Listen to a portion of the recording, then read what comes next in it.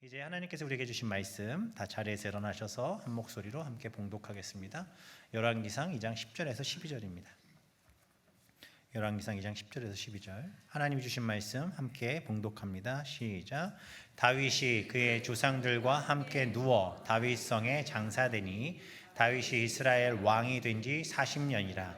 헤브론에서 7년 동안 다스렸고 예루살렘에서 33년 동안 다스렸더라. 솔로몬이 그의 아버지 다윗의 왕위에 앉으니 그의 나라가 심히 견고하니라. 아멘. 자리에 앉겠습니다. 기도하겠습니다. 사랑해 주님 감사합니다. 하나님의 일하심은 우리의 상상과 생각과 가치관을 다 뛰어넘습니다. 언제나 능히 넘치도록 채워주시고 일하시는 주님, 오늘도 하나님의 말씀 앞에 주님의 말씀을 붙든 자들의 삶이 어떠한지를, 그렇지 않은 자들의 삶을 통해 비교해 주시고 우리에게 말씀해 주실 줄 믿습니다. 말씀을 보며 들으며 주님의 음성을 듣게 하시고 지금 우리가 놓치고 있던 부분들을 회복하고 회개하여 주님 원하시는 길을 따라 걸어갈 수 있도록 인도해 주옵소서. 부족한 종 날마다 너무나도 연약함을 느끼고 그 연약함으로 부족함을 느껴 기도하며 주님 앞에 매달립니다.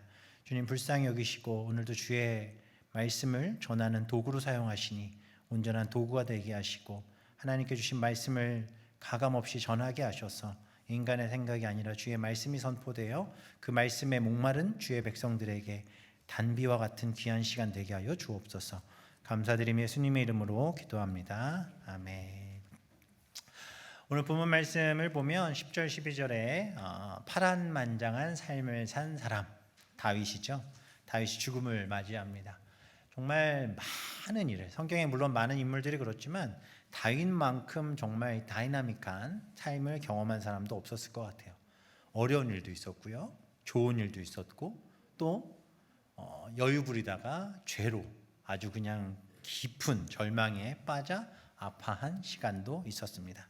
그런데 그때마다 하나님께서는 다윗을 격려해 주셨고 용기도 주셨고 또 때로는 엄히 혼내시며 다윗의 인생을 이렇게 인도해 주셔서 함께 해 주셨어요. 그렇게 다윗이 남긴 유언의 핵심이 뭐냐? 지난주 말씀에서 보았지만 열왕기상 2장 3절의 말씀인데 다윗이 살아보고 나니 하는 경험의 말이 이거예요. 내 하나님 여호와의 명령을 지켜 그 길로 행하여 그 법률과 계명과 율례와 증거를 모세의 율법에 기록된 대로 지키라. 그리하면 내가 무엇을 하든지 어디로 가든지 형통할지라. 그러니까 이 말씀의 핵심은 뭐냐면 우리의 잘남과 우리의 잘됨, 우리의 못남 이런 것에 개의치 않으시고 하나님의 신실한 약속과 계획하심을 믿고 의지하고 그 말씀대로 살아가시면 하나님께서 형통케 하시겠다라는 것을 누가 깨달은 거예요? 다윗이 깨달은 거예요. 그리고 다윗이 깨달은 그것을 유언처럼 누구에게 전하고 있어요? 솔로몬에게 전하고 있었다라는 것입니다. 그렇게 하나님의 그 말씀 위에, 그 기초 위에 솔로몬이 왕으로 세워지게 되고 그의 나라가 어찌 되었다고 합니까? 12절의 말씀에 보면 심히 견고하다라고 얘기해요. 사실 이 견고하다라는 언약의 말씀은 다윗에게도 이미 허락하셨던 말씀이에요. 다윗을 통해 세워질 나라를 하나님이 견고하게 하실 것이다. 이 견고하다의 사실 주어는 하나님이십니다. 다윗이 무엇을 잘해서, 다윗이 정치를 잘하고 싸움을 잘해서 사람들을 잘 돌볼 줄 알아서 견고해진 것이 아니라, 다윗의 능력 때문에 견고해진 것이 아니라 하나님의 말씀의 약속대로 견고해진 거예요. 그래서 견고하다라는 것은 흔들리지 않는다, 결코 무너지지 않는다라는 거죠. 그 견고한 하나님의 말씀은 지금 우리의 삶에도 동일하게 적용되고요, 우리 역시 주의 말씀을 붙든다면 견고하여 흔들리지 않을 줄 믿으시기 바랍니다. 우리 교회 역시 주의 말씀을 붙들고 나아가면 견고하여 흔들리지 않을 줄 믿습니다. 그럼 언제까지요? 영원히요. 이 은혜가 우리의 삶에, 우리의 가정에 가득하시기를 바랍니다. 그래서 우리가 기억해야 될 건 뭐냐? 견고함의 근거는 사람에게 있지 않다라는 거예요. 오직 하나님의 약속, 그분의 언약에 기초하고 있는 견고함입니다. 따라서 이 하나님의 언약의 말씀, 영원히 흔들리지 않는 그 언약의 말씀을 믿고 의지하면 흔들리지 않는다는 거예요. 그리고 그 안에 엎드리면, 하나님의 그 말씀을 믿고 엎드리면 하나님께서 우리의 잘남과 못남을 벗어나 우리에게 은혜를 베푸셔서 그들을 함께 이끌어 가시겠다라는 거예요. 그래서 우리는 신앙생활을 할 때 이 말씀을 꼭 붙드시기를 바랍니다. 내가 뭘 잘해서 잘 되고 못나고 아니에요. 우리의 구원의 근거는 오직 하나님의 약속의 말씀이고 그 사랑인 줄 믿으시기 바랍니다. 그래서 이것을 붙들면 돼요. 그런데 이것을 붙들지 못하면 어떻게 될까요? 뿌리가 흔들리는 삶이기에 결국 무너지게 된다는 거예요. 오늘 본문의 말씀 바로 그 이야기를 우리에게 해주고 있어요. 솔로몬이 이스라엘의 세 번째 왕이 되었습니다. 그리고 이 왕이 된 이후에 밑에서 있었던, 그러니까 자신이 왕이 되고자 했던 그 무리들, 사실 지난주에 말씀을 통해서 아도니아가 왕이 이제 더 이상 될 수 없어서 제단 뿔을 잡았던 사건도 다 기억하시죠? 그 이후에 실질적으로 사회법상, 그러니까 실질적인 어떤 왕이 세워졌다면 그 왕의 위에가 되는 자들은 어떻게 해야 될지 정상이에요? 다 그냥 없애는 게 맞아요.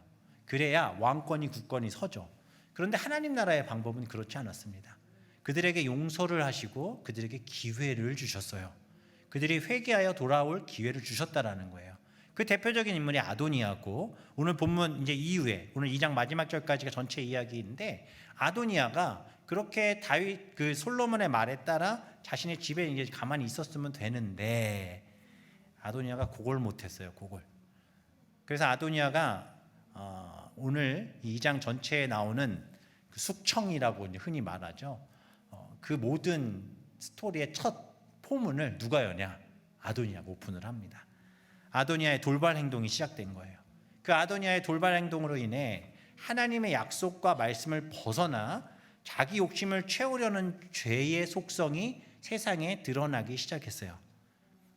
다시 말씀드립니다. 하나님의 언약의 말씀을 믿고 순종하는 삶, 그것이 진리의 길이고 구원의 길이에요. 그런데 우리를 유혹하는 세상의 소리에 귀를 기울여 여기가 더 좋아 보이네 하고 그 선을 튀어나가면 이게 돌발 행동이 되는 거죠. 이게 뭐예요? 이게 죄예요. 하마르티아라는 단어는 표적을 향해 가서 이렇게 딱 맞는다는 건데, 그 길을 벗어난 게 하마르티아라, 죄예요. 즉 하나님이 말씀하신 길을 벗어나면 다 죄예요. 이해하셨죠? 그 길을 누가 걸어간다고요? 아도니아가 이제 걸어가려고 한다는 거예요. 그래서 기회를 주셨지만 어떤 악인에게도 하나님은 늘 기회를 주십니다. 성경에서 우리가 대표적인 죄인 하면 떠오르는 사람이 둘 다 가시더라고요. 가시. 첫 번째는 가인, 두 번째는 가룟 유다. 구약과 신약의 대표적인 죄인이잖아요. 근데 이 둘을 하나님이 죄 졌다고 바로 심판하지 않으셨어요. 수없이 말씀드렸지만 다 회개할 기회가 있었다는 거예요. 그러나 그 기회를 어떻게 했어요? 그들은 따르지 않고 돌발 행동을 통해 벗어나 버렸다가 멸망당하게 됐죠. 아도니아도 마찬가지입니다. 아도니아도. 솔로몬이 분명 이런 약속을 했었잖아요. 아도니아가 왕으로 세우려고 할 때 아도니아 편에 있었던 사람들이 있었지만 결국 이 사람들을 이제 제거되는 과정들이 나오는데, 아도니아가 왕권을 차지하려 했을 때 솔로몬이 했던 말 기억하시죠? 솔로몬이 이르되 그가 만일 설한 사람일진데 그의 머리털 하나 땅에 떨어지지 아니하려니와 그에게 악한 것이 보이면 죽을 것이다. 이 얘기는 그가 하나님의 길대로만 잘 가고 자신의 잘못을 인정하고 회개하고 살면 망할 일이 없다는 거예요. 근데 그렇게 안 하면 죽게 될 거야 라고 이야기를 했어요. 이 얘기를 아도니아가 들었을까요? 못 들었을까요? 들었겠죠. 그럼 어떻게 하면 돼요? 그냥 그렇게 살면 돼요. 근데 이 아도니아가 그렇게 하지를 못합니다. 그렇게 하지 못하고 조용히 지내질 못해요. 조용히. 이게 참 그래요. 자신의 잘못을 인정하고 조용히 지내면 되는데, 사람의 욕심이라는 것은 늘 그 선을 지키지 못할 때 더 커지게 되는 것 같아요. 이 도박에 빠지는 사람들이 자주 하는 말이 있잖아요. 여기까지만 하고 그만해야지. 내가 요 돈만 잃고 나면 더 이상 안 해야지. 그게 딱 자기가 말한 선이에요. 근데 그 선을 넘어요, 안 넘어요? 넘죠. 누구나 그런 것 같습니다. 우리 모두가 다 그런 것 같아요. 아이들도 보면 태블릿 핏이나 이런 거 할 때 여기까지만 해, 더 이상 하면 혼나, 그러면 하지 마, 그러면 애들이 네 하고 해요. 근데 선을 지킵니까? 못 지켜요. 죄의 본성들이 다 그런 것 같아요. 지금 우리 자신을 그래서 깊이 돌아보셔야 돼요. 하나님과의 약속 가운데 선을 넘고 있는 일이 있지 않은가. 자, 아도니아가 선을 넘어요. 그 내용이 이제 본문 13절부터 나오는데 이렇게 얘기합니다. 핫기스의 아들 아도니아가 솔로몬의 어머니 밧세바를 찾아와요. 그리고 밧세바가 이르되 네가 왜 왔니? 평안한 일을 위해 왔니? 라고 물으니 뭐라고 합니까? 네, 좋은 일을 위해 왔습니다 라고 얘기해요. 밧세바의 입장에서 아도니아는 솔로몬과 배치되는 인물이고, 사실 아도니아가 죽었어야 되는데 죽질 않았죠. 그러니 어미 된 밧세바의 입장에서 아도니아는 위험한 인물일 수밖에 없어요. 그러니 밧세바가 묻는 거예요. 왜 왔냐? 평안한 목적이냐? 아도니아가 여기다 대고 아니요, 난 당신과 솔로몬을 죽이겠어요. 그런 얘기 할 리가 없죠. 보통 다 가면을 쓰고 오잖아요. 화평한 목적입니다. 그럼 한번 이야기해봐라 라고 얘기했더니 14절에 이렇게 얘기를 해요. 내가 할 말이 있는데 말해. 15절 보세요. 그가 이르되 당신도 알겠지만 이 왕위는 누구 거다? 내 거다. 온 이스라엘이 다 나를 왕을 삼으려고 했다. 근데 그 왕권이 돌아가 내 아우의 것이 결국 되고 말았다. 그리고 이게 뭐 때문이다? 여호와께로 말미암음이다.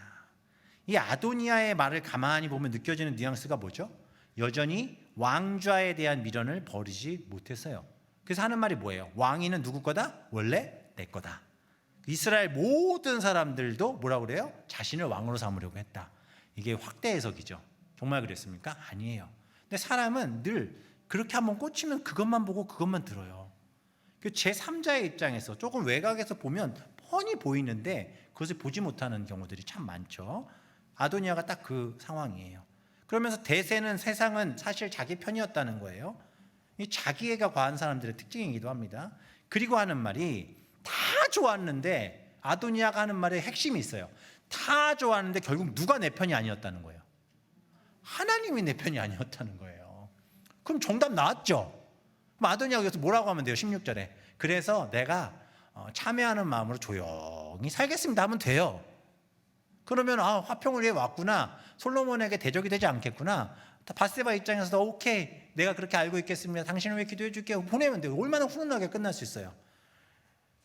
그런데 사실 이 여호와께로 말미암이다라는 이 표현은 하나님이 그렇게 하셨다는 것은 다시 얘기하면 이거예요. 내가 성공할 수 있어요. 누구 때문에 망쳤다? 하나님 때문에 망쳤다. 자기의 잘못은 탓하지 않아요. 하나님 탓을 하고 있어요. 죄인의 특성이죠. 죄인의 특성. 꼭 다른 곳에서 이유를 찾죠. 그리고서 하는 말이 아주 가관입니다. 16절 이제 내가 한 가지 소원을 당신에게 구하겠다. 내 청을 거절하지 마옵소서. 밧세바가 이르되 말해봐. 그가 이르되 청하건대 솔로몬 왕에게 말씀하여 그가 수넴 여자 아비삭을 내게 주어 아내로 삼게 하소서. 그러면 어머니인 밧세바가 얘기하니까 왕이 당신의 청을 거절하지 않을 것이다 라는 거예요. 이게 어떤 이야기냐면 아비삭이 누구예요? 다윗의 마지막 아내예요. 아비삭은 아도니아에게 엄마뻘이에요. 근데 지금 가서 뭐라고 하냐면 자신의 아버지의 아내를 나의 아내로 삼게 달라는 거예요. 세상에 아무리 콩가루 집안이라도 그렇지 이게 무슨 콩가루 집안의 모습입니까?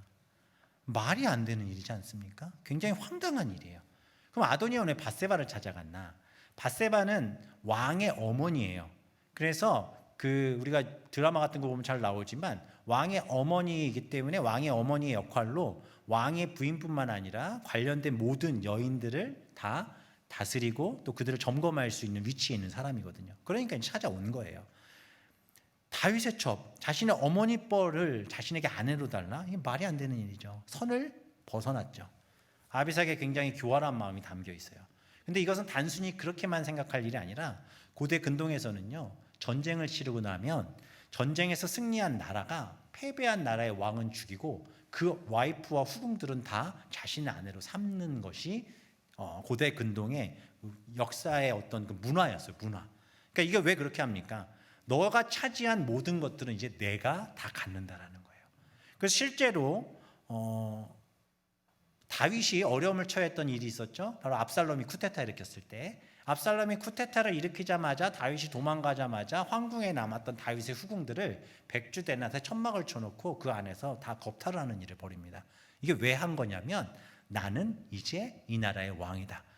나의 이스라엘의 왕이었던 다윗의 아내들은 이제 다 내 거니까 다 이제 내 부하들이고 내가 이 나라의 왕이다라고 보인 거예요.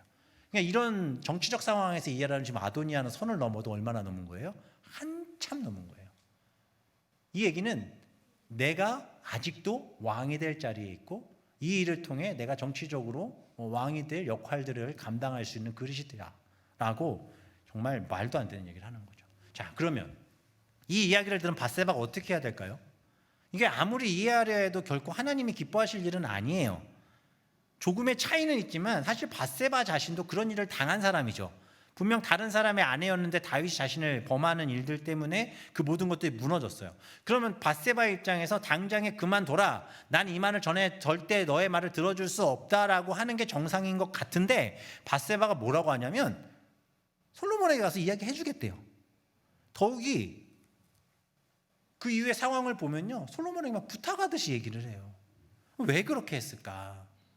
어머니 입장에서 100번 양보하여 한번 생각해 봤을 때 아도니아가 여전히 솔로몬에게 위협적인 존재니까 어떤 정도의 이렇게 말을 들어줘서 평화를 유지하려는 마음이었지 않을까라는 해석들이 있습니다. 그리고 또 어떤 해석들은 그것은 분명 어리석은 행동이다. 그 밧세바가 무지했다라고 얘기를 해요. 그러나 정황을 봤을 때 저도 이걸 가지고 굉장히 많이 고민을 했는데 정황을 봤을 때 밧세바는 기본적으로 누가 죽어야 된다고 생각을 할까요? 아도니아가 죽어야 된다고 생각을 하고 있는 사람이에요. 이미 아도니아로 인해 자신의 생명이 위험한 일들이 있었잖아요. 그래서 사실은 기회만 될 수 있으면 아도니아를 죽이는 것이 좋은데 방법이 없죠. 왜? 아도니아가 이미 제단에 와서 뿔을 잡았기 때문에 그를 죽일 수 있는 명분이 사라져버린 상태였어요. 그런데 지금 아도니아가 와서 그것을 바라고 있는 거예요. 근데 누가 들어도 이것은 큰일 날 일이에요. 그럼 이 부분을 어떻게 사용하면, 정치적으로 사용하면 솔로몬이 아도니아를 죽일 수 있을까를 고민하지 않았을까라는 거예요. 왜 제가 이 얘기를 하냐면 밧세바가 솔로몬에게 들어가서 하는 말을 보면요, 밧세바가 이르되 내가 한 가지 작은 일로 왕께 구하니 내 청을 거절하지 마소서 하잖아요. 히브리 문법에서 이야기를 보면은요, 이게 굉장히 큰 일을 벌리기 전에 자신이 일부러 이것을 그 사람의 어떤 화를 돋구기 위해 앞에 것을 축약시키는 과정인 거예요. 별일 아닌데 생각해 보세요. 별일 아니에요? 별일 아니에요. 한번 하고 내가 엄마인 내가 얘기하는 거니까 거절하지 말고 들어주세요. 이러는 거예요. 솔로몬이 들으니까 뭔지 모르지만 그냥 별일 아니라니까 마음을 놨겠죠. 논 상태에서 그럼 거절하지 않겠습니다. 얘기해 보세요. 라고 했더니 무슨 얘기예요? 이건 무슨 청천벽력할 얘기를 딱 해버리는 거예요. 솔로몬이 이게 그냥 탁 나가버립니다. 22절에 보면 솔로몬 왕이 그의 어머니에게 대답하여 이르되 지금 무슨 소리 하십니까? 아도니아를 수냄 여자 아비삭을 달라고요?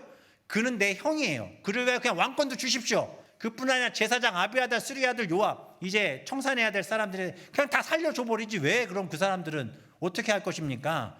이거는 말이 안 됩니다. 내가 하나님 앞에 맹세하여 이르되 아도니아가 이 말을 정말 했다면 그의 생명은 이제 더 이상 안 됩니다. 왜? 그는 선한 일을 한 것이 아니기 때문에. 그럼 하나님이 만약에 이걸 내가 간과해 버리면 하나님의 분명한 틀과 길이 있는데 그 언약을 배치한 일이기 때문에 내게 벌할 것이 분명합니다. 따라서 내가 이제 나를 세워 내 아버지 다윗 왕위에 오르게 하셨고 허락하신 말씀대로 나를 이 집에 세우신 여호와께서 살아계심을 두고 맹세하겠는데 아도니아를 반드시 죽이겠습니다. 물론 어떤 해석이 옳고 그름에 대해서는 아직은 여전히 판단의 여지가 남아있지만 분명한 것은 밧세바는 아도니아를 죽여야 된다고 생각했던 사람이에요. 그 과정 속에서 솔로몬의 심기를 더욱 건드려 아도니아를 죽이게끔 만든 역할을 한 것이죠. 그러나 물론 이것에 대해서 솔로몬도 나쁘고 밧세바도 나쁘다라고 이야기할 수 있지만 본질적으로 누가 나쁜 놈이에요? 설교 시간에 이렇게 얘기해도 되나? 너무 나쁜 놈이어가지고 누가 나쁜 놈이에요? 아도니아죠. 선을 넘어도 한참 넘었어요. 그래서 25절 말씀 이렇게 얘기합니다. 여호야다의 아들 분하야를 보내매 그가 아도니아를 쳐서 죽입니다. 그렇게 죽었어요. 굉장히 어리석은 사람이죠. 하나님이 분명 주신 회개의 기회가 있었어요. 그러나 여전히 자신이 왕이 되려 했던 욕심을 가지고 갔죠. 벗어났어요. 어디를 택한 거예요? 죽음의 길을 택했고 결국 죽게 된 거예요. 이 아도니아의 이 황당한 말 때문에 무슨 일이 벌어지느냐? 솔로몬의 숙청이 시작됩니다. 그 첫 번째, 아도니아 이후에 나온 게 제사장 아비아달에 대한 이야기예요. 아비아달을 쫓아내야 여호와의 제사장 직분을 파면해버려요. 제사장이 직분을 파면당한 건 죽음보다 큰 심판이거든요. 여호와께서 실로에서 엘리의 집에 대해 하신 말씀을 응하게 한다라고 말씀하시죠. 이게 실로에서 엘리의 집에 하신 말씀이 뭐냐면 제사장은 누구예요? 지금은 목회자와 같잖아요. 목회자인 사람들이 하나님의 말씀을 연구하고 그 말씀대로 살아가는 삶을 벗어나 세상을 좋아하고 세상 길을 가면 그 모든 것들 하나님이 가만두지 않으시겠다는 약속이에요. 그런데 이 엘리의 집이 누굽니까? 엘리 다 아시죠? 사무엘상에 엘리는 사무엘이 그 선지자가 될 때 그때 제사장 역할을 했던 사람인데 이 엘리의 특징 중에 하나가 뭐였어요? 하나님이 딱 집어 말씀하시잖아요.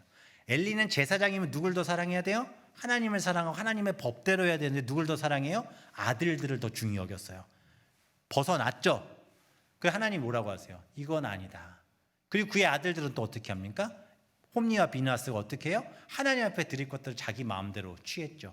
그때 하신 말씀이 뭐예요? 마지막에 나를 존중히 여기는 자를 내가 존중히 여기고.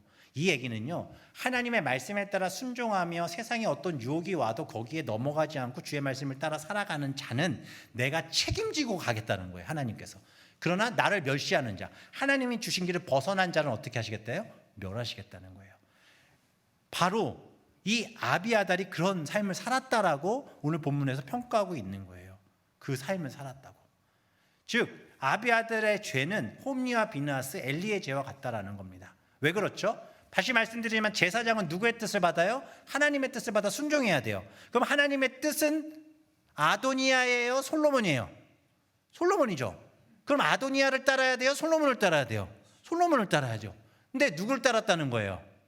아도니아를 따라갔다는 거예요. 왜? 세상적 가치를 쫓아, 대세를 쫓아, 세상에다 그가 왕이 되리라 하니 하나님의 뜻보단 지금 내 몫이 중요하니 그 길을 갔다는 거예요. 그래서 이 아비아달이 아도니아 이후에 쫓겨남을 당하게 됩니다. 자, 보세요. 중요한 역할을 했던, 아도니아가 왕이 되는데 중요한 역할을 했던 지금 누가 또 날아갔어요? 아도니아가 죽었고 아비아달이 날아갔어요. 그럼 이제 요압이 남았죠.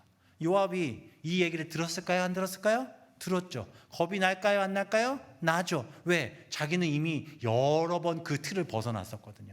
그러니 요압이 딱 보니까 난 죽게 생겼어요. 살 방법을 찾은 거예요. 그 살 방법이 뭐냐? 다 그 끼리끼리 논다고 뭐라고 어떻게 하는지 봅시다. 그 소문이 요압에게 들리면 그가 여호와의 장막으로 도망하여 뭘 잡아요? 제단불을 잡아요. 살려줘요. 이는 그가 다윗을 떠나 압살롬을 따르지 아니하였으나 아도니아를 따랐습니다. 압살롬을 따르는 것도 세상 곁길이에요. 그러나 그땐 그렇지 않았지만 결국 누굴 따랐어요? 아도니아를 따랐던 거예요. 근데 사실 이 요압이 압살롬을 따르지 않은 것도요, 요압 자체가 압살롬을 별로 좋아하지 않았어요. 그래서 안 간 거예요. 만약에 조금이라도 마음이 있었으면 다윗 옆에 붙어있지도 않았을 사람입니다.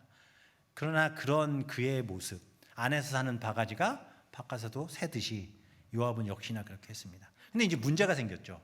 요압이 뭘 붙잡았어요? 제단불을 잡았어요. 이게 참 난감한 상황이 벌어진 거예요. 왜냐면 죽일 수 없는 거잖아요. 죽일 수 없는 거.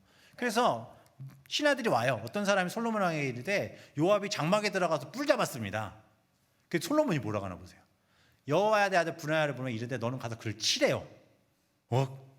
성막 안에서 뿔 잡으면 무조건 살려주게 되는데 치래요. 브나야는 어떻게 해요? 가서 얘기해요. 그랬더니 요압이 너는 날 죽일 수 없어. 난 차라리 여기서 죽을 거야 하니까 브나야가 또 다시 얘기하는 거예요. 요압이 이거 자기 성막에서 제단불 잡고 나는 여기서 차라리 죽겠다 하는데 왕이시여, 하나님의 성막 안에서 제단불을 잡은 자를 그 안에서 처리할 수는 없지 않겠습니까? 라고 말하는 거예요. 근데 왕이 뭐라고 합니까?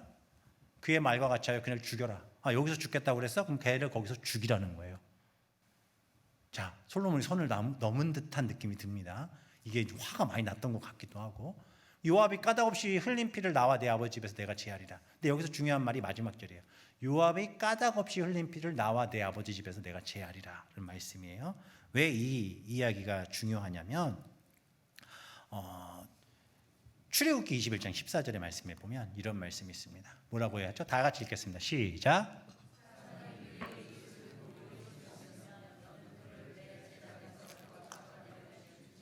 자, 어디에 나와요? 하나님 율법의 말씀에 나와요. 누가 알았어요? 솔로몬이 알았어요. 요압은 알았어요? 몰랐어요? 뭘 알겠어요? 알면 거기 들어갔겠어요? 아니면 도망가 버렸지? 이게 좀 모자란 사람들이 항상 그래요. 말씀을 알아도 지혜롭게 보시고요. 그 말씀을 우리가 정말 하나님의 은혜에 따라 우리의 삶에 적용하여 가져가시기를 간절히 바랍니다. 그리고 이렇게 어설프게 알고 계시면 안 돼요. 그러면은 문제가 생길 수 있습니다. 그래서 말씀은 차례대로 천천히 아니 우리 지금 매일 묵상하듯이 그렇게 보면서 말씀 전체의 큰 그림들을 보실 줄 아셔야 돼요. 아셨죠? 요압이 똑똑한 척 했지만 결국 어떻게 된 거예요? 죽어요. 이유는 이웃을 고의로 죽였으면 요압은 이웃을 고의로 죽였던 사람입니다. 열왕기상 2장 32절에 보면 요압의 피를 그의 머리로 돌려보내실 것은 그가 자기보다 의롭고 선한 사람 쳤어요. 그게 누구예요? 넬의 아들 아브넬과 예델의 아들 아마사를 칼로 죽였는데 이 일을 다윗에게 말하지도 않았어요. 다윗 몰래 그냥 자기 마음에 안 든다고 다 쳐 죽여버린 거예요. 근데 이후에 보면 2장 5절에 보면 다윗이 이걸 알고 있거든요. 근데 언제 알았던 거냐면 죽을 때쯤 돼서 알았던 거예요. 그러니 그때 가서 어떻게 할 수 없기에 누구에게 부탁을 해요? 솔로몬에게 부탁을 한 거예요. 이 둘을 처단해라. 결국은 알게 된 거죠. 요압은 다윗 몰래 한 일이지만 하나님이 알고 계셨고, 요압은 다윗 몰래 한 일이지만 결국 시간이 진실을 사람들에게 알려준 거예요. 하나님이 그렇게 하신 거죠. 아무리 숨길 것 같은 죄도요, 완전한 죄도요, 시간이 흐르면 반드시 밝혀지게 되어 있습니다. 이 얘기는 지금 내가 누구 몰래 지은 죄는요, 점점 더 밝혀질 그날을 위해 가고 있다는 것을 기억하셔야 돼요. 회개하셔야 됩니다. 멈추셔야 돼요. 영원히 지킬 수 있는 죄는 없어요. 반드시 밝혀집니다. 요압의 결과가 바로 그 모습을 우리에게 보여주고 있어요. 결국 요압에게도 분명한 기회들이 있었지만 요압은 그 기회를 잡지 못하고 죽어요. 하나님 뜻보다 자신의 뜻이 앞섰던 사람들이 그렇게 하나둘 죽어요. 회개할 기회를 붙잡지 못하고 자신이 완전히 영원토록 그 죄를 감추고 살 거라고 생각했던 사람들이 이제 하나둘 죽어요. 그 끝에 마지막 인물이 시므이라는 인물입니다. 이 시므이라는 인물은요, 압살롬이 쿠데타를 일으켜서 다윗이 새가 이렇게 줄어들고 다윗이 도망갈 때에 그 뒤에다 대고 시므이가 다윗을 조롱하며 저주했던 사람이에요. 딱 보니까 대세가 압살롬이야. 그럼 압살롬한테 붙어야 돼. 그럼 압살롬이 나중에 나를 혹시나 부를 수 있는 근거를 만들려면 어떻게 해야 되냐? 다윗을 조롱하거나 다윗을 묵하면 되겠다 싶은 생각이 들었어요. 그래서 시므이가 다윗이 도망가는데 거기다 대고 욕을 했거든요. 그리고서는 이제 압살롬에게 붙으려고 대세를 이렇게 지켜봤는데 압살롬이 죽었대요. 어떻게 했을까요? 시므이가 당장 다윗에게 뛰어가요. 그리고 용서를 구합니다. 내가 잘못했다. 딱 봐도 기회주의자죠, 그렇죠? 근데 이 사람은 어쨌든 왕인 다윗, 솔로몬의 아버지인 다윗이 용서했기 때문에 솔로몬이 이 사람을 바로 처치는 못해요. 대신 그 뭐라고 그러죠? 그거를 거주지를 제한해 버립니다. 너는 예루살렘 안에서만 있어라. 왜냐하면 나가면 또 이상한 짓을 하고 돌아다닐 수 있으니까 솔로몬이 거주지를 제한해요. 그리고 그 안에서만 있으면 내가 너를 살려주겠지만 넘어가면 죽일 거야 라고 분명히 얘기하거든요. 결론부터 말씀드리면 시므이가 종이 도망을 가요. 얼마나 못된 주인이면 종이 도망을 다 가겠습니까? 도망갔으면 그것을 솔로몬에게 얘기하고 잡으러 가면 되는데 화가 났는지 그냥 바로 잡으러 가요.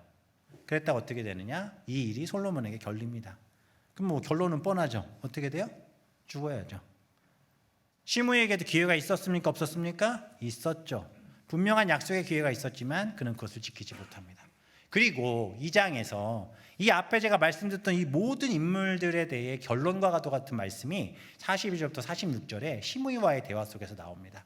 보시면 왕이 사람을 보내어 시므이를 불러 이르되 내가 너에게 여호와를 두고 맹세하여 경고하여 이르기를 너는 분명히 알아라. 내가 밖으로 나가서 어디든지 가는 날에는 죽을 거야. 너도 내게 말하기를 내가 들은 말씀이 좋다. 이 말은 뭐냐면 내가 하나님의 말씀을 들었고요. 그 말씀을 내가 순종하겠습니다 라고 한 거예요. 그런데 네가 어찌하여 여호와를 두고 한 맹세와 내가 내게 이른 명령을 지키지 않느냐. 제가 하나님의 말씀대로 살겠습니다. 주의 말씀을 붙들고 죄 짓지 않고 살겠습니다 라고 약속해 놓고 누가 어겼다는 거예요? 자신이 어겼다라는 거예요. 그 왕이 또 이야기합니다. 시므에게 이르되 내가 내 마음으로 아는 모든 악, 사람들에게 들키지 않았지만 너희 안에 있는 모든 악, 그 행한 바를 너도 알 것이고 하나님도 아신다. 그러니 그 악을 너에게 돌려보내겠다. 너는 죄로 죽어야 된다라는 거예요. 이 42절, 43절, 44절의 말씀 우리는 분명히 가슴에 새기셔야 돼요. 하나님의 말씀이 선포되고 그 말씀은 말씀대로 반드시 성취됩니다. 따라서 그 말씀을 붙드는 게 중요한 거예요. 그래서 그 말씀을 지키지 않으면 시므이 같이 떨어져 나가요. 그러나 솔로몬은 복을 받아요. 왜? 다윗의 왕위는 영원히 여호와 앞에 견고히 서리라 하셨고 여호와의 아들 분야에게 명령하며 시므이를 죽였고 솔로몬의 손에 견고하여지니. 무슨 말씀이냐? 그러나 솔로몬은 아직까지는 하나님의 말씀을 붙들었고 그 말씀대로 자신은 앞에 일어났던 일들을 진행했고, 그러니 자신의 삶은 하나님께서 지키시는 삶이 될 것이다, 되고 된다라고 솔로몬이 이야기하고 있는 것입니다. 분명한 것은 모두에게 회개할 기회를 주었지만 그들은 그 기회를 붙잡지 못했습니다. 죄에 대한 분명한 핏값이 있었고요. 그 죄에 대한 분명한 핏값 이후에 솔로몬의 나라가 견고해지고 평안해졌어요. 이게 오늘 말씀의 굉장히 중요한 부분이에요. 우리가 견고해지려면 죄에 대한 분명한 핏값이 치러져야 돼요. 사실 솔로몬은요, 그의 인생 자체가 죄로 인한 핏값 이후에 태어난 자녀가 바로 솔로몬이었습니다. 그의 인생이 그렇게 시작됐다라는 거죠. 다윗이 범죄 후 낳은 아들은 어떻게 되죠? 죽어요. 그 아들이 죽고 나서 주신 아들이 누구예요? 그가 바로 솔로몬이었습니다. 그리고 이 솔로몬이 태어났을 때 하나님이 뭐라고 하시냐면, 솔로몬이 태어났을 때 사무엘하 12장 24절에 보면 솔로몬이라는 여호와께서 그를 사랑하셨대요. 그리고 그의 이름을 여디디아라 하시면서 여호와께서 그를 사랑하셨다라고 말씀하고 계십니다. 이건 왜 이렇게 얘기하셨느냐? 솔로몬의 태어남은요, 다윗이 그 범죄에 대해서 하나님께서 말씀해 주셨을 때 그 길을 벗어나지 않기 위해 하나님 앞에 완전히 엎드린 회개가 있었기 때문이에요.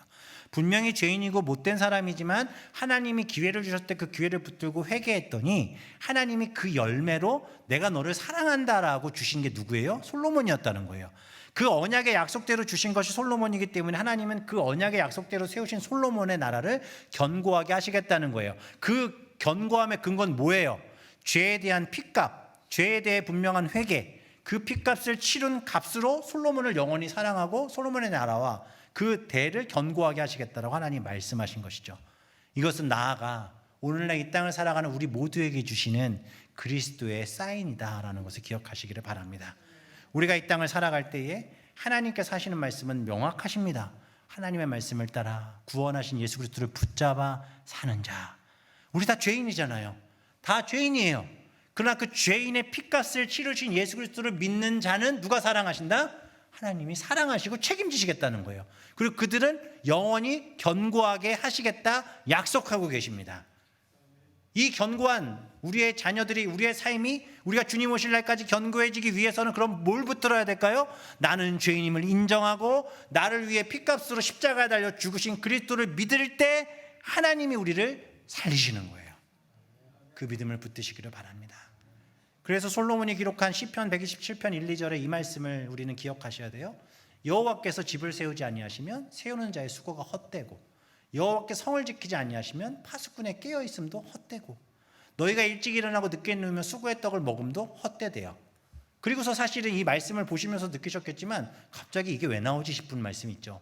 그러므로 여호와께서 그의 사랑하시는 자에게 잠을 주시는도다. 그래서 이 말씀을 나름 자기 편의 적용으로 이해하시는 분들 종종 계시죠? 왜 잠이 많니? 하나님이 날 너무 사랑하셔. 예배 시간에 왜 졸았어? 하나님이 날 사랑해 주셔서요. 제가 이런 애들 정말 많이 봤거든요. 그런데 여기서 잠이라는 단어가 쉐나라는 단어예요. 이 단어가 최초로 쓰인 게 어디냐면요, 아담이 잠들었음에 그의 갈빗대를 취하셔서 하와를 만드셨죠. 제가 여러 번 말씀드렸지만 아담이 잠들었다라는 이 쉐나라는 단어는 죽었다라는 표현이에요. 아담을 죽이시고 그를 통해 여자를 창조하셨어요. 아담이 그 여자를 보고 한 말이 뭐예요? 이는 내 뼈 중에 뼈요 살 중에 살이로다. 세상 가장 아름다운 사랑의 고백을 했죠. 분명한 희생이 있을 때 하나님의 놀라운 사랑의 열매를 경험하고 받아들이는 거예요. 그리스도의 십자가의 죽음이 있으셨기에 우리는 그 사랑을 받게 된 거예요. 여기서 사람이 하는 모든 일은 헛되지만 하나님은 그런 죄인을 죽이시고 그들을 영원한 그의 나라의 사랑의 백성으로 삼으시겠다라는 약속을 이 시편 누가 썼다고요? 솔로몬이 쓴 거예요. 솔로몬의 자신의 인생을 통해 이것을 고백하고 있다는 것을 기억하시기를 바랍니다. 오늘 말씀은 그래서 우리가 기억해야 될 중요한 것, 하나님이 주신 길을 벗어나지 마시기 바랍니다. 회개의 기회가 있을 때 회개하시기를 바랍니다. 감출 수 있는 죄는 아무것도 없습니다. 그러나 죄인된 우리의 죄를 회복할 유일한 길은 하나, 뭐죠? 나를 위해 죽으신 예수 그리스도를 의지하는 것, 그분을 붙드는 것. 그러면 그분께서 우리를 사랑하사 우리의 인생과 삶을 어떻게 하시겠다고요? 견고하게 이루어 가실 거예요. 연약한 우리라는 것을 분명 기억하시고 영원한 우리의 전부 되시는 오직 그리스도를 붙잡아 하나님 편에 서시는 우리 모든 성도님들 되시기를 주님의 이름으로 소망합니다. 하나님을 의지하는 삶, 그리스도의 십자가를 붙드는 삶, 다윗의 왕조를 통해 이제 이루어 가실 일들을 보시면서 인간은 연약하나 하나님의 말씀은 영원하구나. 그래서 우리가 붙잡아야 될 건 주의 말씀이다. 그 말씀을 붙들고 살아가는 우리 모두가 되시기를 바랍니다.